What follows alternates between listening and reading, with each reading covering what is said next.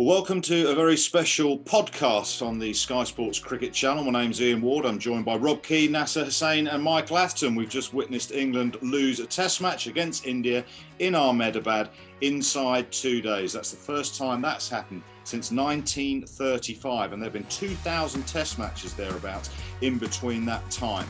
Lots to discuss, not least the pitch, but let's start with you, Michael Atherton, first. You can't say it wasn't dramatic and fascinating viewing. It was astonishing, wasn't it? I think even for those of us who've been around this game for a long time, having played it and watched it for many, many years, you kind of rub your eyes with disbelief, really, after a day like that. You know, England began it with, I don't think, many people giving them a prayer of a chance. At lunchtime, Joe Root, of all people, had blown the game wide open, and suddenly you thought England have got a real sniff here. And then came England's second innings, of course. I think the game was lost more for England yesterday than today, with that first innings performance getting bowled out for 112. And there'll be loads of debate on the pitch and various things as we go through this. But it was an astonishing day, absolutely fascinating. Couldn't take my eyes off it for a moment. And yeah, thoroughly enjoyed every minute watching it. Did you enjoy every minute, Nas? Yeah, I did. I mean, myself and Rob Key, the great Rob Key, were trying to do the cricket show this morning. And his eyes are often rolling away from the screen when I'm answering a question anyway. But he was asking me questions, myself and Monty, and he was sort of looking into the distance. Obviously, his TV was on. And by the time I'd answered my second question, Joe Root had 5 for 8. So we've had to bin off the cricket show. My boring answers have sort of been overtaken by events of today. It was a truly remarkable day. And like Ad said, when they went off for lunch or tea or whatever it was, I didn't want them to go off. I just wanted to keep watching. Don't stop this. It was riveting stuff. It really was. I mean, I know the ball has turned prodigiously, and we'll come on to that in due course, but Ashwin going to 400 test match wickets. You look at how many test keys it's taken him to get there. That's a remarkable achievement. I know he plays a lot of his cricket at home, even so. No, he's a brilliant bowler as well, because he's also evolved, I think, as a bowler. So when he started out, he was someone, when you faced him, he didn't rag the ball. He wasn't someone like Murali and even Saqlain Mushtaq, people like that. He was just someone that just spun it enough, had like a carom ball, but he's just got better and better. And I thought today we saw his entire bag of tricks. The only thing I would say, I mean, it's like fishing with dynamite on that surface for someone like Ashwin. He's just far too good for any batsman. And if you put the Indian batsman up against him, who struggled against Joe Root, I dread to think what he would have done to his own players. I thought that the wicket of Pope, the way he got Pope out in the second innings, for me, that was the ball of the game. I mean, people who look at that and just say, well, it's a straight ball, you know, well, what's the problem? But a couple of balls before, he'd really spun one that virtually gone to leg slip over Pope's left shoulder. And that was a deliberately bowled straight ball. He kind of undercut it. And it was an absolutely beautiful bit of bowling. I mean, I felt for Ollie Pope, he's really short of form and rhythm and flow. And he's coming up against one of the greats there. I think Ashwin's the second fastest to 400 wickets, isn't he? One of the greats on a challenging surface. That was a very tough examination, but a beautiful delivery to get him out. But it wasn't just the wicket. It was Pope's little innings there, and what these last 2 test matches do to your rhythm, especially this test match pitch, where one spins prodigiously and the other one doesn't, it just skids on. You lose all kind of rhythm of batting, and Pope looks like a rhythm player, and he was jumping around and hopping around. He had no idea whether it was spinning, not spinning, and that's what back-to-back test matches on these sort of surfaces do to your rhythm, your form, your mindset. England looked like startled rabbits in that second innings, 80-odd not all out. I don't think it was an 80-odd all-out pitch. Do you think that this one was harder, though? I reckon when it's not spinning, you said there that it's, you had one that's spinning prodigiously, and then you have one that some are going straight on and some aren't. I mean, this was either ripping or going straight on. This pitch was much harder than last week. Yeah, this was a tougher pitch. Much, much tougher. I hated pitches like this, especially with their 2 spinners. Axar Patel on here, I think the stats say that he's the quickest bowler on show. He's also the most accurate. He bowls stump to stump, and some turn, some don't. And in fact, most of his wickets came from the balls that didn't turn. And as Ash says, if you just look at those deliveries, people will say, well, hold on, he's not spinning, he's hitting the stumps. Why not just play for those deliveries? It's the ball before. In fact, you could argue it was the test match before in Chennai when everything spun big, but also that one ball to Zach Crawley before lunch on day one that went big. Every England batsman thought, I've got to go for the spin. And in fact, most of them got done with the one that didn't spin. How much is this also, though, potentially with the ball as well? Because I take both your points there. But if there's more lacquer on the ball, and we've both held these pink balls, and they feel like they're sort of rubber. So does that mean if it does hit the shiny side, Ath, it's going to accentuate that slide on? Yeah, I was just going to mention that actually before you asked the question, because I think Joe Root in his post-press match interview, didn't he, with Murali Kartik, mentioned the extra layer of lacquer on the pink ball, and he said it's almost was hurrying on off the pitch. So if it landed on the not on the seam bit, it was skidding on. And I think the other layer of difficulty that we struggle to appreciate sometimes as kind of long retired batsmen, or not quite so long retired in Keys's case, is DRS.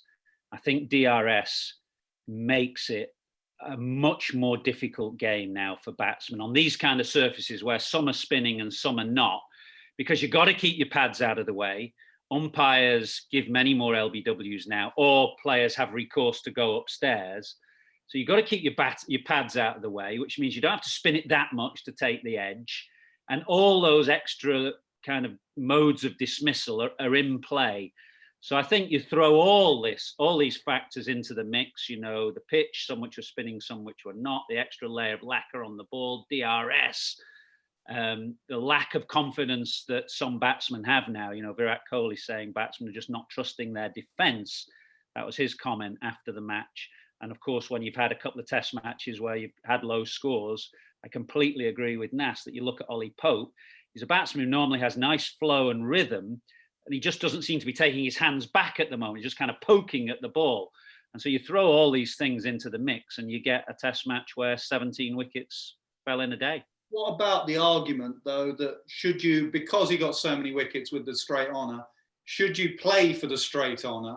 And if you get done on the outside and you get that magic ball that clips the top of off, you say, well done, you got me. If there's a repetitive nature to dismissals, shouldn't you as a side look at that and say, we're going to do it slightly differently?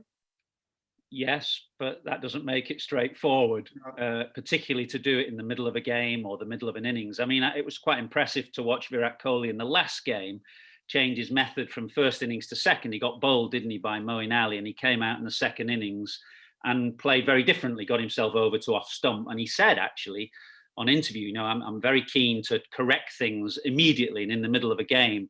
Perhaps some players find that easier to do than others. The great players find it easier to do. But I take your point. That was the threat, the straight ball, and there was a repetitive nature to it. But come on, I mean, Virat Kohli, he's just playing the game, isn't he, on that surface? He knows that's not a great pitch and that they've produced a surface that's substandard for Test cricket, and yet he's going to come out and say he didn't trust your defence. What about the Indian batsman? Joe Root got 5 for 8. What's that? The best wickets by any English off spinner ever. I mean, that can't be that, oh yeah, no, it's a great pitch, we just need to trust our defence. The Indians struggle batting on. Yeah, I agree, Rob. It wasn't a great pitch, but also I'd just be really careful that people have, and I said this before the series started, everyone pigeonholes India as great players of spin. They have had great players of spin over the years. Yes, they've had Sehwag, Tendulkar, Ganguly, Dravid, Lachman in the same side. But I wouldn't call the present era, as they are showing, and yes, it was a tricky pitch, but I wouldn't say that the Indian lineup is a great, all of them are great players of spin, as today showed with Root getting 5 for 8. So was it a fair contest? Player of spin.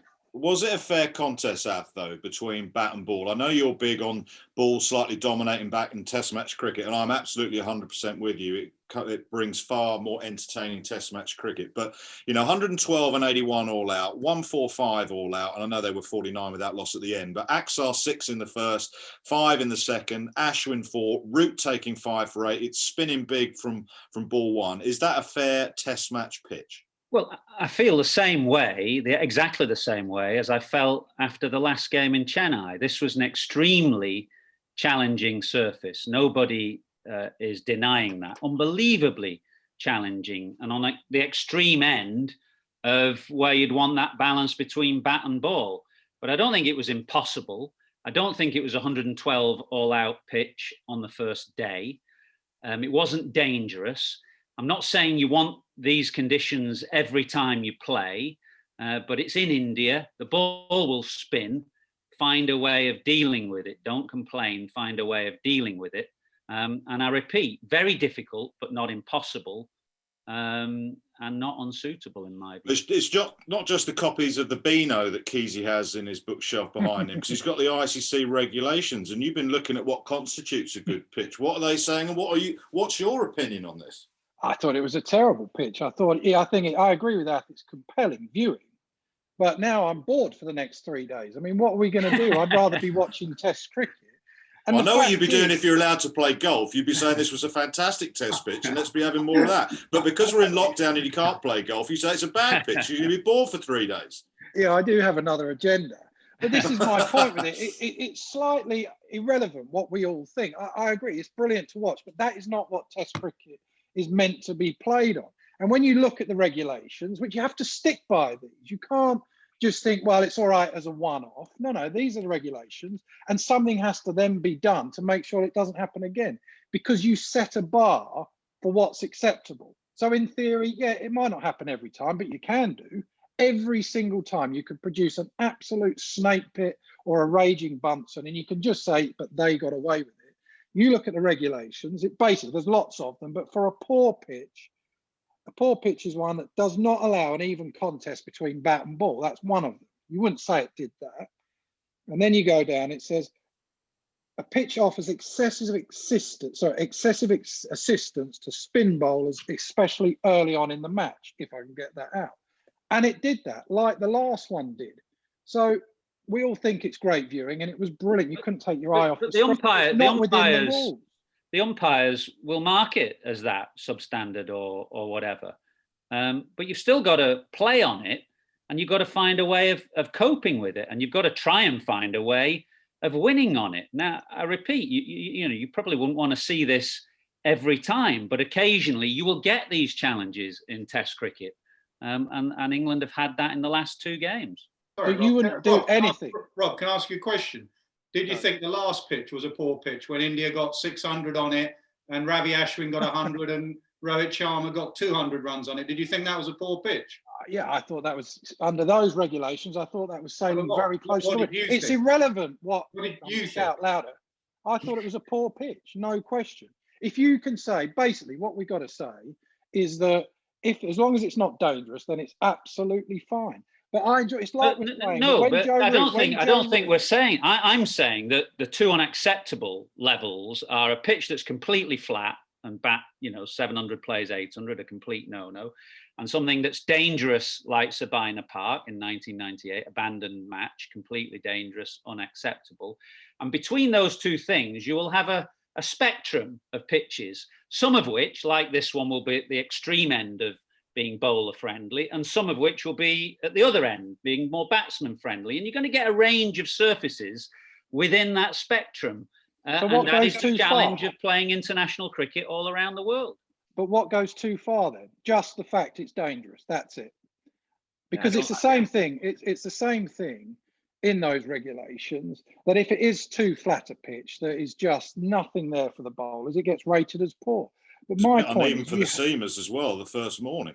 It wasn't carrying through the pan. You just can't. Batsmen then getting wrapped on the gloves. Every single week. And I think Rob is answering your question and putting a very valid argument. I wouldn't say that these 2 pitches have been great pitches. I think they should be marked poor by the umpires, definitely. If I was an umpire, we used to do it as captains. You have to mark a pitch. I would mark these 2 pitches as poor. But I think we're asking and answering the wrong question. If Rob thinks that the last pitch was poor, as I do, why did India get 600 on it? Why did Rohit get 150 on it? Why did Ravi Ashwin get a second innings 100 on it? Because that leads you to the side that England picked here. England don't have confidence in their second spinner. Dom Bess, after the first Test match, was left out, and Joe Root said he's got to go and work at his game. Moeen comes in, Moeen's on rotation, Moeen goes home. The basic fact is that India know that their two spinners are better than England's two spinners. And so that's why they prepared these two pitches. If it was Swan and Panesar, England would still be in this series because they would compete with Axar Patel and Ravi Ashwin. They're not competing in the spin department. It's an excellent point. It takes us on really to the next debate, if you move on from the pitch, about England's team, which is fascinating because I actually agreed with the non-selection of Dom Bess yesterday, because I feel that Joe Root right now is a more accurate off spinner. And I could absolutely see why Dom Bess was left out of the team. Now, in hindsight, what you'd say is England could have picked an extra batsman, not necessarily an extra spinner. You saw what Root did this morning. He bowled beautifully. He's landing it on a sixpence and he's spinning it sharply. And actually, a bowler like, I thought at the start of the day, actually, showed why England were within their rights to leave Dom Bess out, because you had Anderson holding it tight for Leach at the other end. And then Root came on when the left-handers came in and created a bit of chaos. Obviously, it left Broad and Archer as bystanders a bit in the game. And I think if England had their time again, picking a side, they wouldn't necessarily pick the extra spinner. They'd pick the extra batsman or two to try and get them more runs. Can I just come back to the selection stuff in a minute and just put this pitch thing to bed? I mean, Keezy, why can't India prepare a pitch like that? They're trying to get into the final World Test Championship. If they draw or win the next game, they've done that. And we've seen England produce seaming pitches as well against India, funnily enough, at Lord's. When England lost, India won. So what would you have for the first test on, what is it, the 4th of August at Trent Bridge for the India-England Test match? Yeah, look, the same thing. It just can't be over in 2 days where 150 is a good score. And someone like Joe Root or a part-time medium pacer is ripping through a batting lineup. It's not a fair contest. I'm all for these pitches if that's in the regulations, if you can actually go and do that every single week. It doesn't bother me. And you get on Twitter, people saying no one complained when Broad went straight through the Australians and they got bowled out for 60. Well, in the second innings of that, Joe Root got 130. Australia themselves got 250 when they batted their last innings in it. So that pitch changed. This pitch started poor and got worse throughout the game. And most of those seaming pitches in England, they start going all over the place. And a lot of it's overhead conditions, but actually they get better. This thing started appalling and got worse after ball one. But by your argument then, according to the regulations, which you seem such a stickler for at the moment, the Trent Bridge pitch would have to be marked down because it can't have excessive seam movement on the first day, according to the regulations. No, absolutely, that's fine. But then you can then take into account how it goes later on. If you don't have regulations and laws, you're just some numpty going to Barnard Castle trying to get away with whatever you can. I mean, seriously, what else is society if we don't live by the laws and the regulations set out? So why by the laws? Why are you always leather wedging it out of the rough then when you play golf? We're going to put the pitch to bed. And Keezy mentioned a load of tweets. There's a cracking one from our mate at the independent newspaper, Viz. He said, this feels very much like Brian Lara cricket before we've all read the instructions. There were people running everywhere. And it was all action cricket. Back onto what Athers was saying, Nas. I mean, if you come across a pitch like that and you leave out a bloke that's been picked to bowl off spin for you on this trip, what are we saying where Dom Bess is at? Well, it's not so much where he's at, it's where the team and the hierarchy think he's at. They can't trust him to give him any kind of control and accuracy. What is the one thing that India's second spinner gives him apart from wickets? And that is accuracy. He's at you all the time, ball after ball after ball, hitting a length, one spinning, one not. And England's second spinner, whether it was Bess in Sri Lanka who got wickets, this winter, Dom Bess has got 17 wickets at 22. So it's very, very odd to leave out someone who's getting wickets. But what he's not giving Root is that accuracy, ball after ball. By the end of the second innings of the second test in Chennai, he was bowling, first test in Chennai, he was bowling waist-high, full tosses, and he was being smashed everywhere. And Joe Root said, sorry, Dom, you're going to have to go away, work it again. We're going to play Moeen Ali. And Mo got better as that game. Moeen didn't bowl particularly well. So the problem for England has been is that their second spinner even though they've got wickets, and Mo got wickets, got Virat out again, I think doesn't give them the control, doesn't give them the accuracy. So that's the problem. It was always going to be a difficult selection for England because it was a day-night test. So they were always going to want to play 3 seamers. But then after Chennai, India went, you cannot play on pitches like this. We are going to dust it up. We are going to rough it up. You go again on a spinning pitch. So England went with their strengths, and I agree with that. Actually, if they were going to leave Bess out for a batsman. What were you going to need on this minefield of a pitch, as Kesey describes it, is not the extra bowler. You're going to need runs in that first innings. Play the extra batsman. The other point as well then, because if Dom Bess is effectively what we're saying, has almost got the yips, that he's struggling to land it properly. And if you can't get selected as a spinner, and we saw pictures of this pitch before the test match and you just thought that looks very dry, then why didn't they keep people like Verdi? They had Mason Crane, Amir Verdi, and one other, Parkinson, as a leg spinner. They'd been in the bubble in Sri Lanka. Why didn't they then plan for that and make sure they've got more than one spinner up their sleeve to pick once Mo and Ali went home? Well, the whole rotation policy and the way this winter has been structured, Ath, was questioned at the time. Would it be flexible enough should things crop up? So Bairstow obviously got some runs in Sri Lanka, then went home back to the snow and ice of Yorkshire and looked like he was completely out of touch and he hadn't batted for a while, which would be completely understandable. You know, Mo, that wasn't handled particularly well. They said that Mo was going to go home after a period of time. Then it looks like they tried to persuade him. Then there's some unfortunate comments from the captain, which had to be clarified by himself and the coach. So the fact that Butler's not there, what have you made of the rotation? Is it starting to bite England? Well-intentioned plans from Ed Smith and the selections to try and map out a plan for these guys and their workload and bubble throughout the winter. But in reality, how do you think it's working? I'm a bit more understanding of the selectors in this instance, just because if you speak to the players, all the players, they all say that bubble life is very challenging.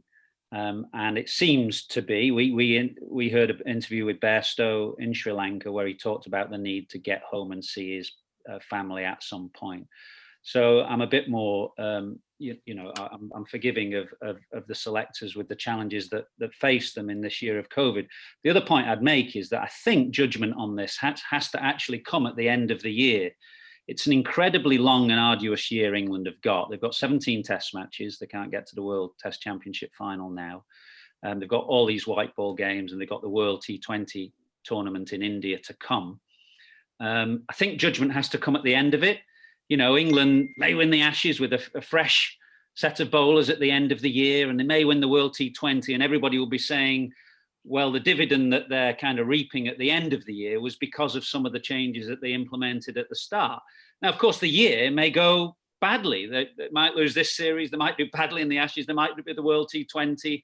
And batsmen like Bairstow, as you mentioned, might suddenly find themselves totally out of rhythm and nick because they're not getting the regular cricket that we normally associate with international players. So I'm kind of understanding of the challenges. I think judgment has to wait till the end of the year and see how it all pans out. You know, when the smoke clears, you can kind of say, well, it either worked or it didn't, or maybe this worked and that didn't. I think it would be pretty harsh and pretty unfair to kind of put definitive judgment down now when we're only into the second month of the year. How do you see it, Nas? Yeah, I mean, obviously similar to Ath, I won't be two-faced and change my mind because I've backed England. It must be an absolute nightmare, bubble life and mental health. They have to rotate. 17 test matches. The fault is not with the selectors. It's not with the players. It's with the schedules. 17 test matches, 2 IPLs, a World T20 and an Ashes, which is obviously part of those 17 test match, and COVID and a global pandemic in a year is just ridiculous.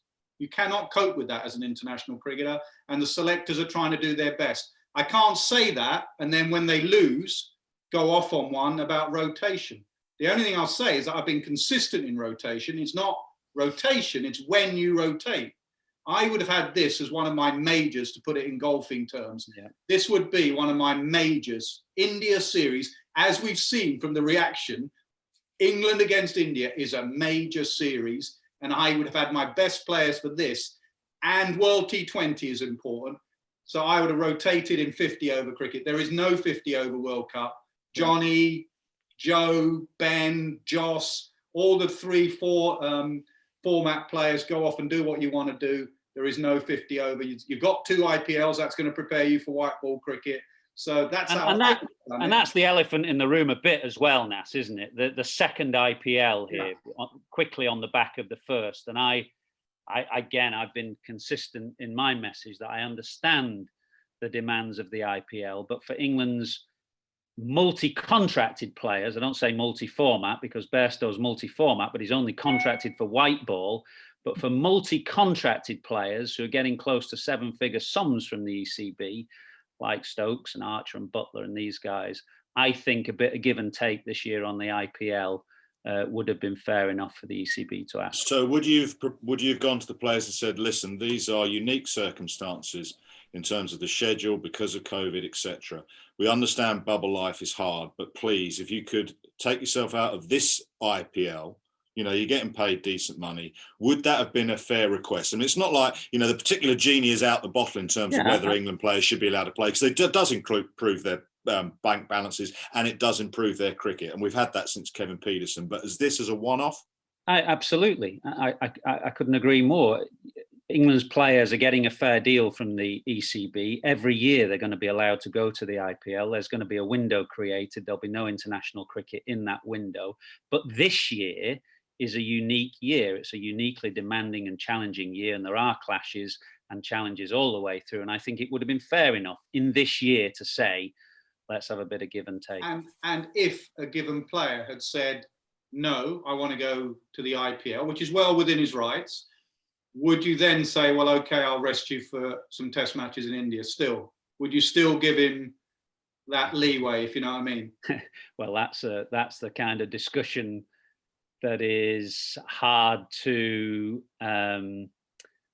think how it would play out.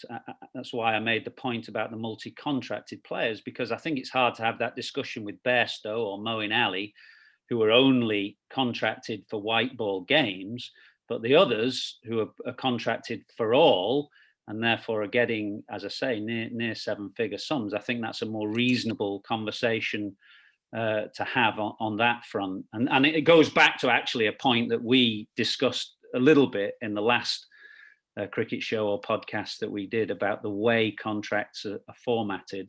And I do believe they're archaic and out of date and need to be updated to take into account how the game has changed a bit. Where do you sit with this, Keezy? Well, I agree with all of that. I think someone like Moeen Ali is a classic example. What did he get picked up for in the auction? When Mo left, he was like $700,000. All right, he's not going to get all of that, but he plays the full competition. He's got agents' fees, depending if he plays every game and everything. So then I sort of put myself in Moeen's shoes and just think, oh my word, what would I do?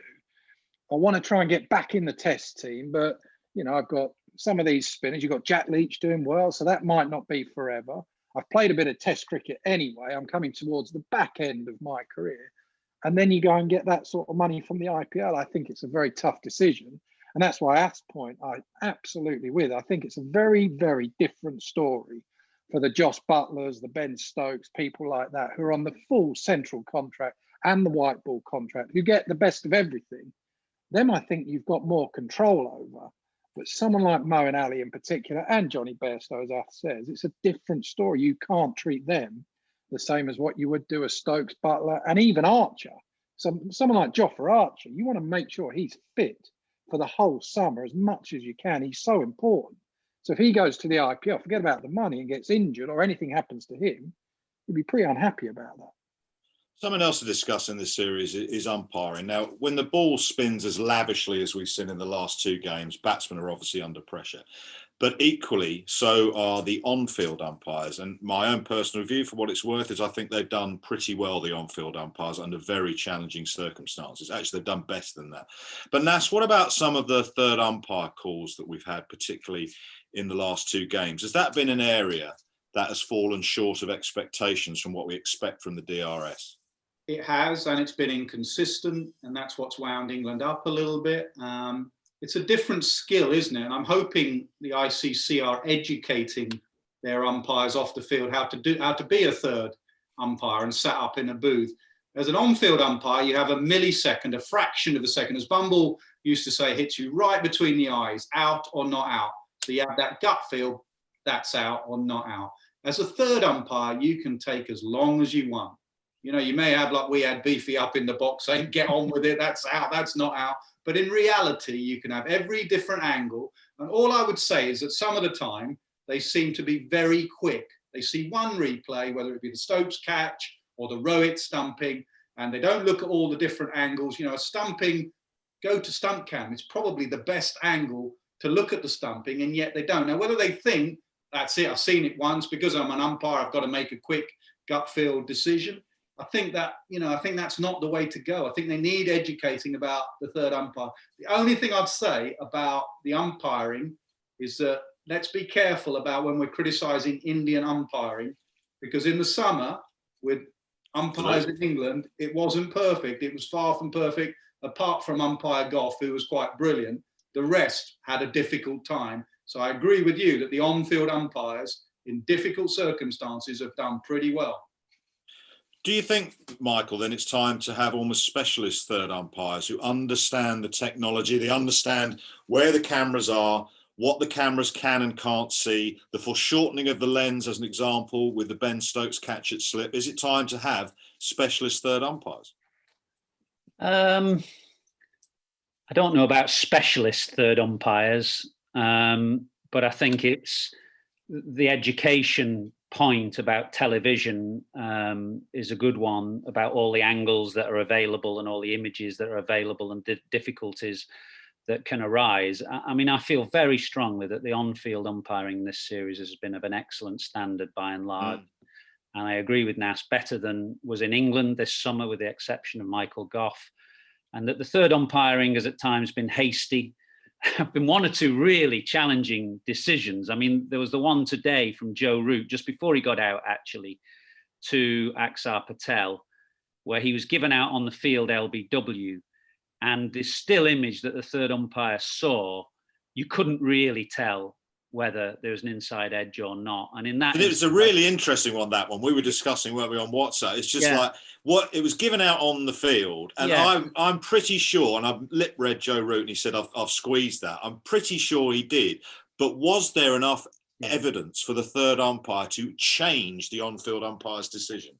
In the end, I think, had I been the third umpire, and I'm not saying this would have been the right call, but I think I would have had to say, because there is not conclusive proof that the umpire has got it wrong, I'd have to stay with the on-field call, which would have seen Joe Root sent on his way, and no doubt would have sent the Twitter sphere in England into, paroxysms of anger.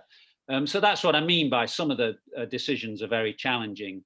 And I think, the third umpire has been hasty on probably 3 or 4 occasions in this series, twice on the first day of this game with the Stokes catch and the Rohit stumping, and then in the first test match with the Rohit stumping and 1 or 2 other occasions. But the on-field umpiring, and these are really challenging conditions for the on-field umpires, I think they've done really well, and the standard has been high. Keezy, what does paroxysms of anger mean, Keezy? I don't know. I was watching that. They've got like countdowns on the other channel. I was trying to work out the maths bit. When they get that, and I'm all right if there's 100 on it, but when it's 75, it's an. You're just watching Rachel Riley. That's what you're doing. Don't worry about the numbers. What about on-field behaviour? I mean, Bumble was quite critical of the way Virat Kohli was discussing things on the field with the umpires. And when Joe Root did something similar, Keezy sort of fudged it. Yeah, look, I'm always, especially being an ex-player, you always have moments where your blood is up and then you just lose it for a second. And whether that's to the umpires, I never think you should be seen to be doing it, because you're meant to be role models, and then you see it in club cricket and kids do it and they all think it's all right. But I always have that moment where you should actually just go, just take a breath, and you don't worry too much about it. I personally, I wasn't too worried about Virat Kohli nor Joe Root. in that. But, I'm always interested to see what the governing body are going to do about things like that. I feel really strongly about this, actually, that it can't be trial by television. We have no idea what Joe Root or Ben Stokes or indeed Virat Kohli last week was saying to the umpire. It has to be the umpire. If the umpire feels that the players are out of order, he should report the player, and the player will then get carpeted by the match referee. We cannot have a situation where you just see a player talking to an umpire and it's assumed that there is dissent there. That's just simply trial by television. The only person who knows what the player is saying is the umpire himself. I'll give you an interesting example from a long time ago of two England captains who were seen pointing at an umpire. One was Mike Gatting in Faisalabad in 1987 in Pakistan, and the other one was Ray Illingworth in 1971 in Australia. Now, Gat was having an argument with the umpire and in the end got carpeted for it. But the Ray Illingworth one was about a bowling of a bouncer at a tail ender. And the only image, there wasn't as much live television or coverage then. The image was of Illingworth kind of sticking his finger up at the umpire, Lou Rowan, I think he was called. But what he was actually saying was, that's one bouncer. That's the only bouncer my bowler has bowled at the tail ender. Now, but it was taken that Illy was wagging his finger at the umpire. So you've got to be very careful to assume dissent. It's perfectly fine for players to talk to umpires. So I think you can't have a trial by television. It's got to be the umpire who reports a player if he feels the player is out of order, and then, something will happen. But we can't just have a situation where we assume it. But surely that is what happens, though. Surely the umpire speaks to the match referee and they decide whether they're going to take it. Absolutely, man. My point being that the umpire didn't have a problem with Virat Kohli last week, therefore we shouldn't. Yep. And the umpires, I don't think, have had a problem with Root or Stokes or whoever in this game. And on that basis, nor should we. I don't really want this to become dominated by umpiring and umpiring decisions, but nonetheless, I think this is quite an important one, and some people are still trying to get their heads around it. Umpires call, Nas, for the LBWs. Now, we saw a lot of that in this series, but particularly in this test match. And there are those that say if Hawkeye is suggesting that the ball is going to clip the stump, umpires call, it should just be given out. Someone else was saying today, commenting that because you got umpires call now, the stumps are actually wider. Well, that only works if the on-field umpire is giving it out. It then stays with his call. It actually comes smaller if the decision is given out, LBW, and then Hawkeye suggests it's going to clip in its umpire's call. Where do you sit with umpire's call? I am very happy with DRS. I think DRS is a great system. If you compare it to VAR or whatever in football, I think it is a fabulous system that works. It was brought in to get rid of the howlers, and any system is only as good as the people who use it. You've got to understand the technology. We've been deciding that, so that the errors will come not from the system, it will come from the third umpire. For example, the Rahane one in the other test where he didn't run it on and see it come off the glove. The system's there, the third umpire didn't use the system well enough. As far as umpires call on hitting the stumps, with any rule, I think Shane's very big on this. He thinks umpires call should be out. And a fan sitting at home might sit there going, hold on, you've just shown me a replay of a ball hitting the stumps. Why isn't that out? Now, that's a perfectly good question. You've got to remember that technology is not 100%. Okay, the closer it is to hitting the pad, obviously, the better the percentage. If it's miles away, you're losing that percentage. It might be 95%. That's why you need some kind of margin for error. It's there for getting rid of the howler. Now, if you have everything hitting the stumps on Hawkeye is out, I can tell you every game will become a 1.5 day, 2 day test match, because anything clipping, like Zach Crawley in the first innings clipping, that's out. Any umpire will give everything out because he'll know 90% of the time, clipping, I'm going to be proved right.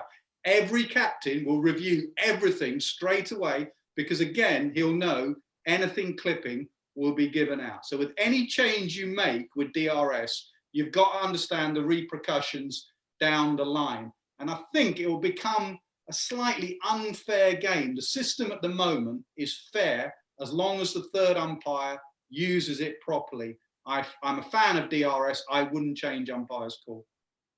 The margins that Nasser's talking about, Ath, is people say, well, Hawkeye is showing it's going to hit the stumps. Surely the comeback is, well, it hasn't hit the stumps. At no point has the ball hit the bail or the stump. It has hit the pad only. So we are predicting what is going to happen. So you have to build in some margin for error, surely. Absolutely. Couldn't agree with you more. We're talking about a hypothetical. When the ball hits the pad, you've seen something that has happened. What DRS then is doing is taking the hypothetical on. This is what might have happened or we think would have happened. So you have to build in a margin of safety there or a margin of error. And I'm completely with Nas on this. I think we're in a minority actually amongst a lot of former players. But I'm with Nas. I think there has to be an inbuilt margin there. And I like the way that it operates at the moment, whereby the on-field umpire's call still has some relevance and importance. And to go back to the Joe Root third umpire call today, without the on-field call having some relevance there, what happens? The third umpire, is completely confused. What happens? So you have to have the on-field call first of all, and you have to have built in a margin of error because DRS is about a hypothetical. It's about something that hasn't happened. The other argument, sorry, Wardy, to go on about this, the other argument you could go, and I've seen this, is if it's umpire's call, because there's some kind of guesswork, just don't give it out. Anything that's marginal, don't give it out. But then that doesn't improve anything because you'll have that sort of absurd situation. Stuart Broad bowling at Lords, he has 2 LBWs that the umpire's given out. The technology's showing that it's actually clipping the stumps and they overrule it. And then you imagine Stuart Broad's reaction to that. So I don't think that improves it in any way. And that's why the system at the moment, if it's hitting well into leg stump, the margin for error is gone, the howler's gone, the technology is working, and everything is going in the right direction. Let's throw this on before we wrap up, Keezy. The test match coming up next, the fourth, the final game in the series. What do England do? Let's, for a moment, say they're going to face similar conditions, maybe not quite as extreme as the ones we've seen. And obviously it's not a night game, so that ball might not skid on with the pink ball. It's back to a red ball. What would you do? Well, that's a good question. You wouldn't change too much with the batting. You'd pretty much leave that as it is, I'd say. And then it's a question about, is Dom Best selectable or not? I mean, they're almost at a point where you feel that they're saying they can't pick Dom Best. And then have they got another spinner there to do it, which they don't. So they're sort of hamstrung a bit with their options. I mean, I would be looking very hard at Dom personally. I would have played him in this game. I can't see how I know he had a bad innings, but he's done pretty well, I think, in Sri Lanka and in that first test match. In fact, Dom Best, when England have played, hasn't lost a test match in Asia yet. So I would go back to Dom Best. And then I don't think there's a lot else they can do, but they're almost, is my point, they're almost saying, well, we don't think Dom Best is selectable. Nas? Well, you'd guess it's going to spin again, a day game, so that takes out that day night. We're going to play 3 seamers, so you'd have to take out a seamer. If they think it's going to be like the last 2 pitches, I would consider playing, an extra batsman. I don't want too many bowling. I want more batting.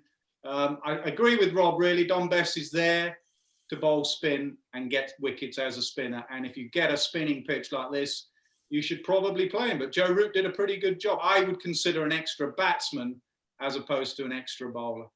Michael? Yes, the extra batsman. Again, you've got to really look at conditions and who knows what will the groundsman produce. He's got a few more days now to roll one out. He's got 3 extra days of preparation, and it may be that they feel under some scrutiny given the way the last 2 pitches have, and they may roll out something a bit flatter. So you've got to take that into consideration. If it's a similar surface to the one that we've seen in the last 2 games, I would play the extra batsman because runs are at a premium, and I wouldn't have a problem with Root as the second spinner. Final one for you, Nas. I know England have been done inside 2 days here and they're 2-1 down, can't win the series. But if they can pick themselves up and level this series, go to Sri Lanka and win 2-0 and then draw a series in India, that is a big carrot to dangle in front of Joe Root and Chris Silverwood, isn't it? It is, and it's all about the mentality of that side. Now, to be fair to them, a lot of the chat about pitches and umpires, I know they had a small little complaint about consistency in this game, but a lot of the chat has come from outside that dressing room. I've not heard a single England player, however much they'll be talking about it on WhatsApp or whatever, say, well, this is unfair playing on pitches like this. As Ath said earlier, they've got to find a way. That's what being an international cricketer is. You travel the world, you play in different conditions. Some of it is unfair. You've got to try and find a way. And one lad we haven't mentioned here, it'd be nice to end on a positive. You know, that innings from Zach Crawley, I know some of it was before spin came on. That was one of the best half centuries I've seen from a young England player. The rhythm and fluency of that lad. If Zach can do it, having been out of the side for a couple of games, Ollie Pope can do it, Johnny Bairstow can find a bit of form. It won't be easy, but that carrot is there. You know, 2 all in India will not be a bad result at all. I know that's a long way away when you haven't got 200 in 5 innings. That's the key. Got to get a score in your first innings. Nas, Keezy, Ath, thank you very much, and thank you at home for listening.